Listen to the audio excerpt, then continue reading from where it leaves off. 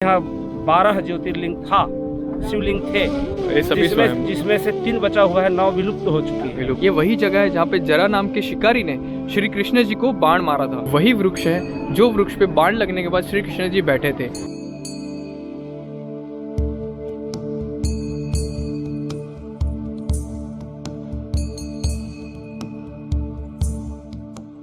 यहाँ इस सोमनाथ मंदिर के आसपास के बाकी के जितने भी प्लेसेस आपको कवर करने हैं तो आप इस बस के थ्रू कर सकते हो, जिसका कॉस्ट है 30 रुपीज़ पर पर्सन।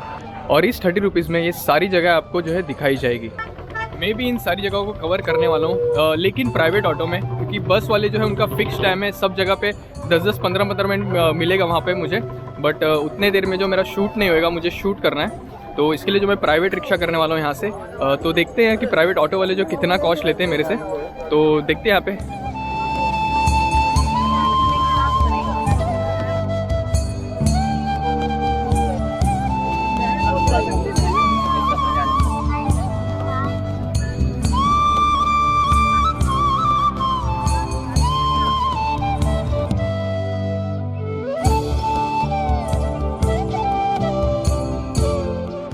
यही है हमीर जी, जिन्होंने लड़ते लड़ते इस सोमनाथ मंदिर के सामने अपने प्राण दे दिए।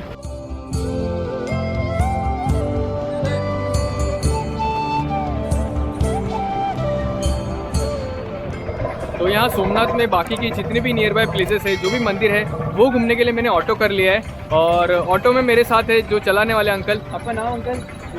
सखबीर भाई। तो मेरे साथ है सखबीर भाई, जो हमें इस नियर बाय प्लेसेस जितने भी हैं वो घुमाने वाले। और इन्होंने मेरे से लिया है 400 रुपया। 400 रुपये में मुझे 3 से 3.5 घंटा घुमाएंगे, तो चलते हैं।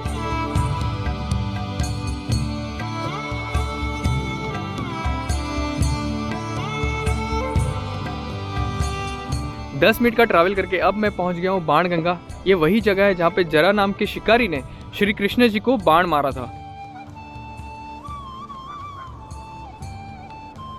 यहाँ इस बाणगंगा के पास 3 शिवलिंग है।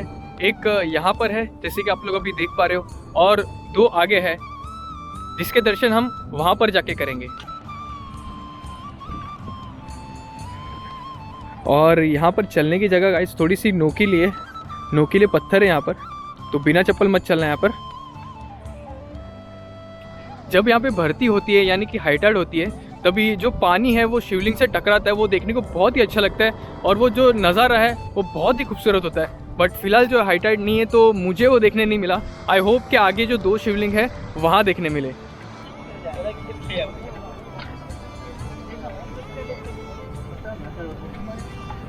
तो अब हम पहुँच गए बाकी के 2 शिवलिंग के यहाँ पे। तो जैसे कि आपको मैंने पहले बताया कि हाई टाइड नहीं है, तो पानी यहाँ पर भी जो टकराते हुए हम नहीं देख पाएंगे।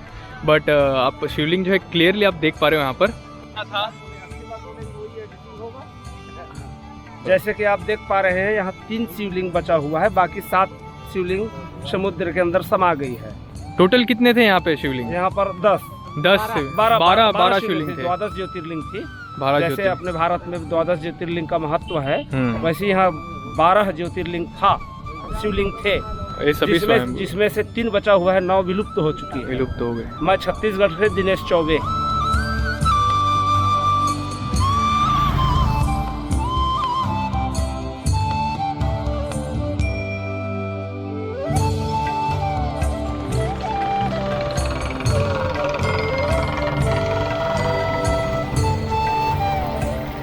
तो गाइस, इंडिया में वेरावल एक ऐसी जगह है जहाँ से सबसे ज़्यादा जो है फिश एक्सपोर्ट होती है।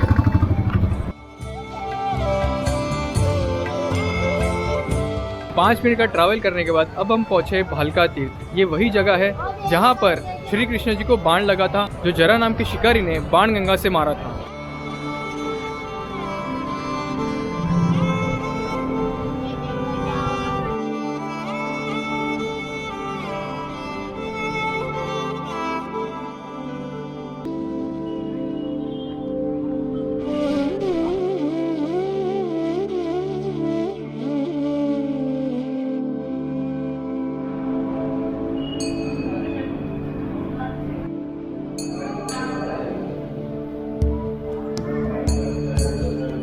मंदिर के अंदर जाके हमने देखा कि श्री कृष्ण जी बैठे हुए हैं जिन्हें बाण लगा हुआ है और उनके ठीक सामने जना नाम का जो शिकारी है वो बैठा हुआ है। और श्री कृष्ण जी की मूर्ति के बाजू में वही वृक्ष है जो वृक्ष पे बाण लगने के बाद श्री कृष्ण जी बैठे थे, और ये वृक्ष लगभग 5000 साल पुराना है।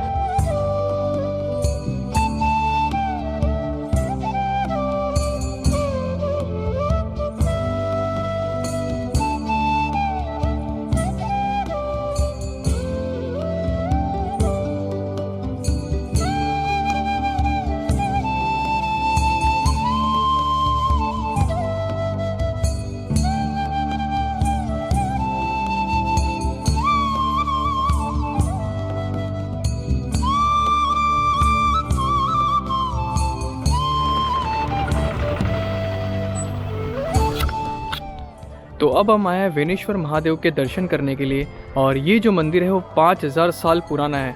तो चलते अंदर और दर्शन करते हैं।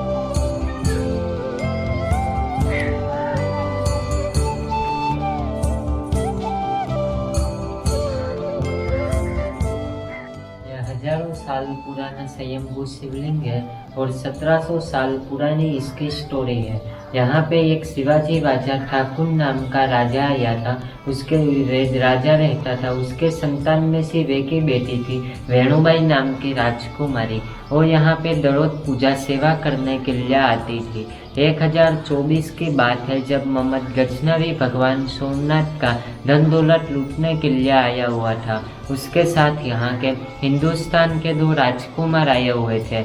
उन दोनों राजकुमारों ने ऐसा सोचा कि यहाँ के राजा की वेणुबाई नाम की राजकुमारी है, इसको ले जाके मोहम्मद गजनवी के हाथ में दे दे तो जो यहाँ का राजा है वो आसानी से हार मान लेगा और मोहम्मद गजनवी की आसानी से जीत हो जाएगी। ऐसी बगदानत से यहाँ पे से 150 आदमी आते हैं।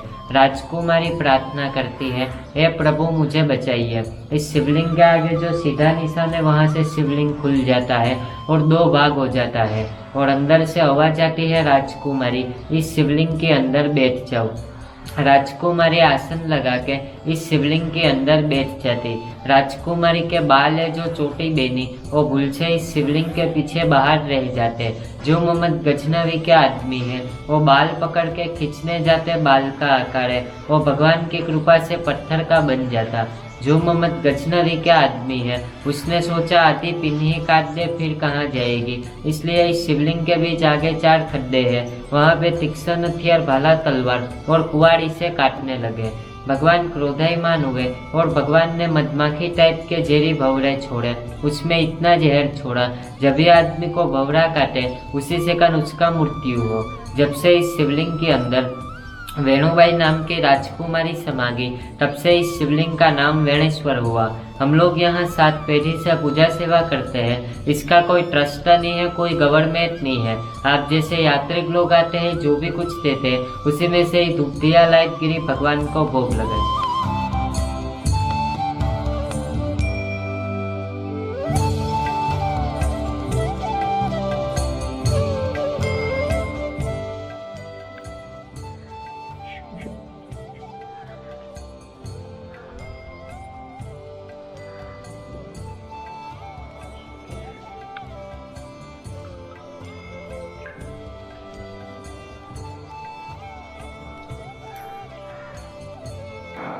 उसपे समा गई है, चोटी बाहर रहेगी, चोटी उसने खींची थी दुश्मनों ने। हाँ, इसलिए बाहर रहेगी। ये हाथ डालो, ये दिखा। अच्छा ये है ऐसा दिखा लगा। हाँ। उसे कुहाड़े के घाव, वो जो कुहाड़े लगाए थे दुश्मनों ने। हाँ। कुहाड़े के घाव मारे थे। बाद में जो दुश्मन थे ना उसने कुहाड़े का घाव लगाए तो इधर से भंवरे निकले थे, चेहरे निकले थे। ये छोटे से उसमें से। हाँ।